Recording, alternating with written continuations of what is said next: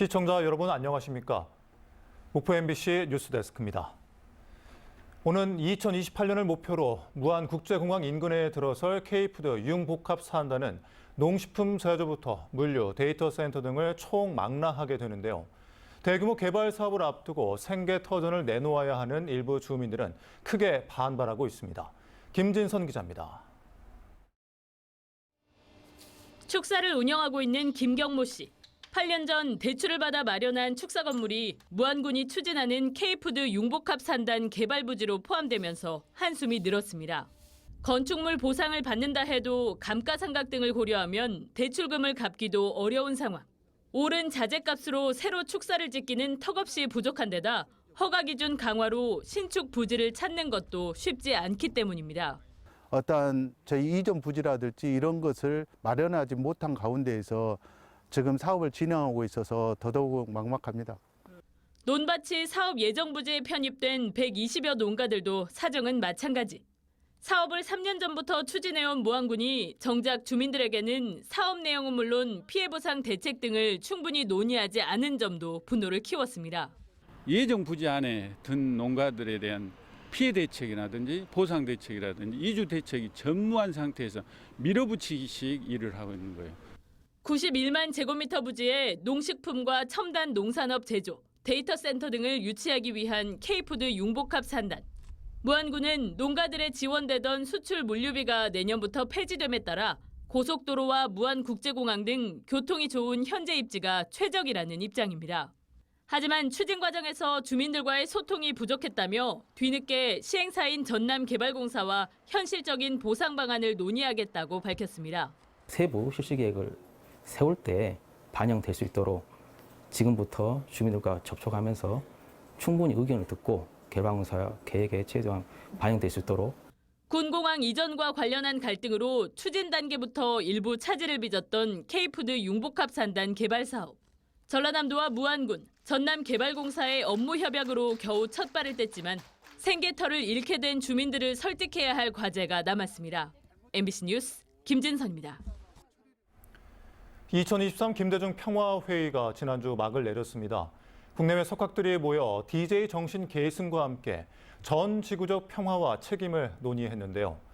행사 개최 자체만으로도 의미가 있다고 할 수 있지만 지역민들과 함께하지 못하고 그들만의 행사로 그쳤다는 아쉬움도 적지 않습니다.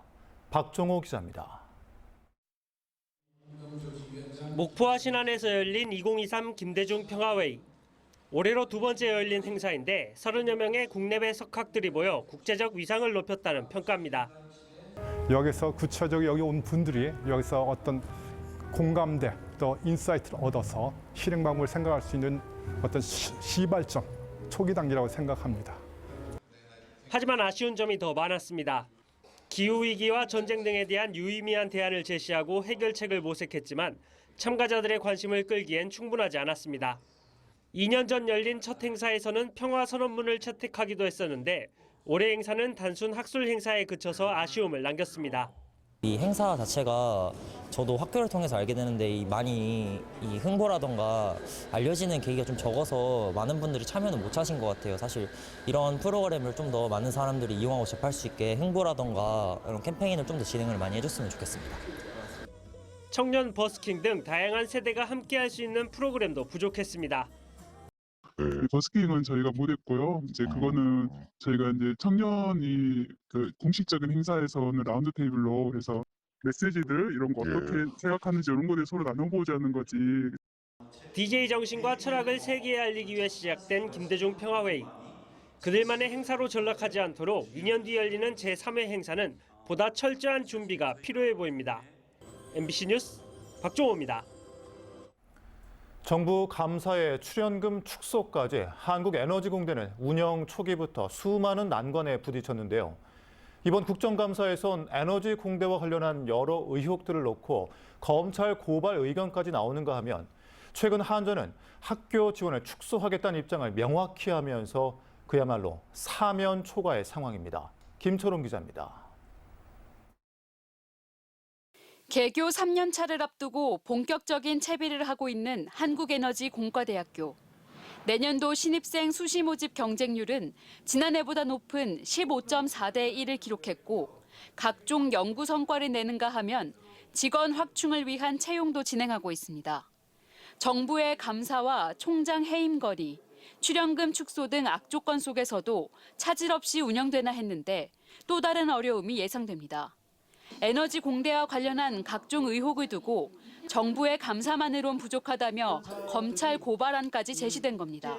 아직 해소되지 않는 부분들에 대해서는 검찰 고발 조치라도 해야 된다고 생각하는데 어떻게 생각하십니까? 후속해서 뭐 그런 필요성이 있는지 판단을 해 나가도록 하겠습니다.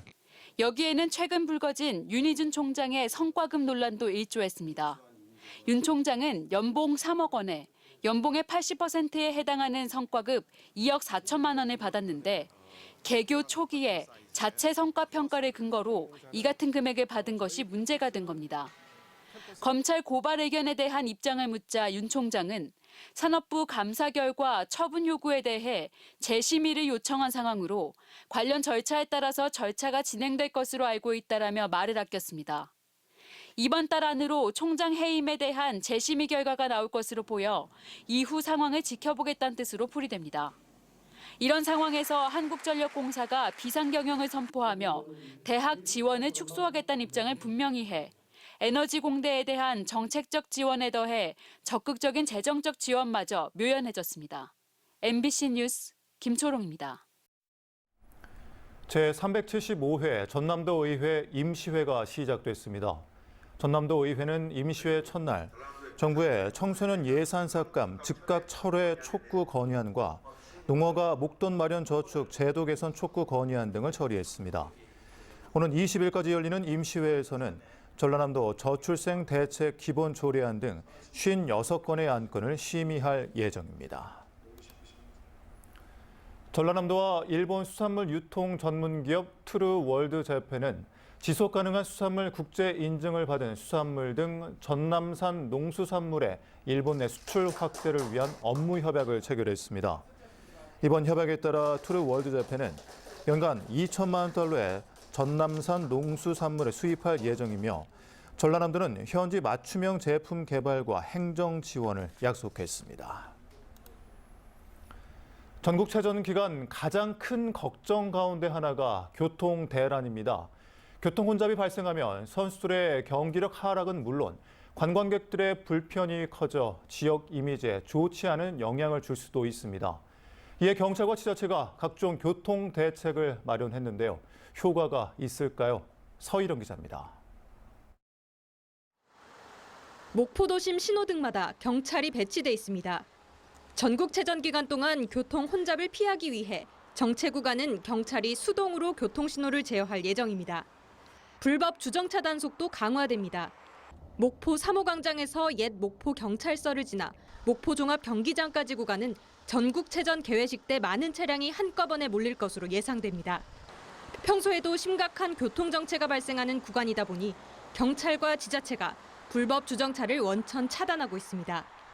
교통경찰뿐만 아니라 경찰서 전 직원이 혼연일체가 되어서 혼잡 및 정체 구간에 대해서 강도 높은 관리를 진행할 계획에 있습니다.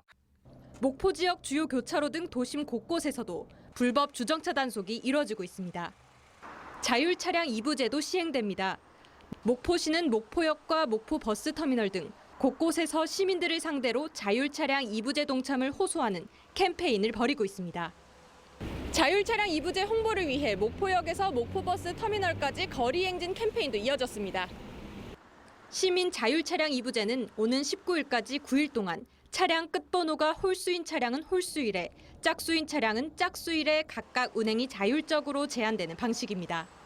선수들이 신속하게 이동해서 최대한의 기량을 만들기 위해서 저희가 추진하고 있는데요.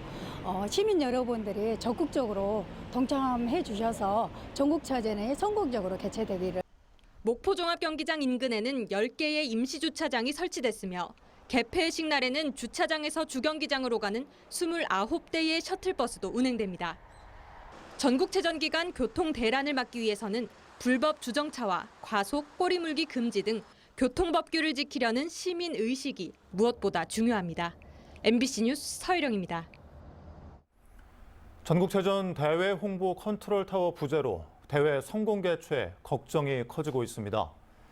전라남도는 전국체육대회 기획단에 21명의 직원을 배치하고 있지만 개폐회식과 성화 봉송 등 대형 행사 개최 준비 등에만 행정력을 집중하면서 정작 전국체전에 대한 도민들의 관심을 끌어올리지 못하고 있습니다. 또 전국체전 홍보 담당 부서가 본청 대변인실과 체전기획단, 체육회 등으로 나눠 있다 보니 서로 소통이 제대로 되지 않아 각종 잡음도 잇따르고 있습니다. 개정된 초중등교육법에 따라 교육 현장에서 접수된 아동학대 신고에 대해 교육감 의견서를 제출하는 전남 첫 사례가 목포에서 나올 전망입니다. 전남교육청은 지난 6일 목포의 한 초등학교에 접수된 아동학대 신고와 관련해 교원의 아동학대 사안 교육감 의견심의 협의체를 구성하고 의견서를 작성해 지자체와 경찰서에 제출할 예정입니다. 김대중 교육감은 정당한 교육 활동이 아동학대로 신고돼 교육 열정과 신념이 상처받지 않도록 적극적인 의견을 제출하겠다고 밝혔습니다. 14명으로 구성된 목포 MBC의 경영자문위원회가 위촉식과 함께 본격 활동에 들어갔습니다. 목포 MBC의 경영자문위원들은 목포 MBC의 신사후 미디어월 활용 방안 등에 대한 설명을 들었으며 앞으로 목포 MBC와 함께 원도심과 목포 지역 경제 활성화를 위해 함께 노력하기로 했습니다. 진도군과 국립수목원은 최근 현장 설명회를 갖고 희귀 특산 식물인 조도 만두나무 보존을 위해 유전자원 보존과 가로수 등 활용 방안에 대해 협력하기로 했습니다. 한반도에서만 자생하는 고유종인 조도 만두나무는 1983년 진도군 조도면에서 발견된 식물로 서식지를 따서 조도엔스로 명명됐습니다. 전국체전이 열리는 기간인 14일과 15일 이틀 동안 문화제와 함께하는 목포 근대로의 시간여행, 목포 문화제 야행이 열립니다.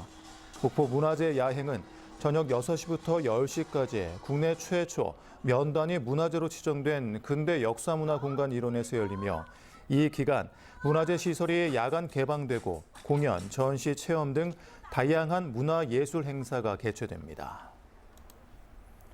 농림축산식품부의 2024년 가루쌀 생산단지 조성 사업에 전남이 전국에서 가장 많은 45곳이 선정됐습니다.